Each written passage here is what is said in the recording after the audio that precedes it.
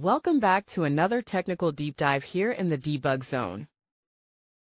Today we're tackling a big question and breaking it down with insights from other users.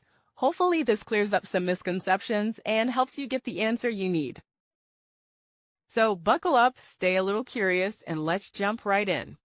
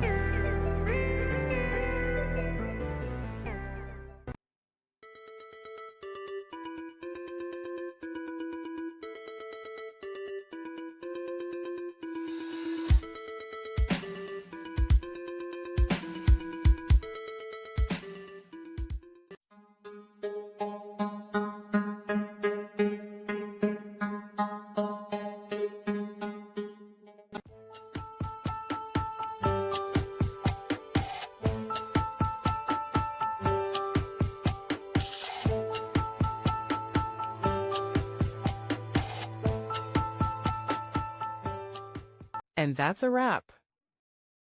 I hope you found the answer you were looking for. If you did, take a second to hit that subscribe button. It really helps out. And let me know in the comments which solution worked best for you. See you next time in the debug zone.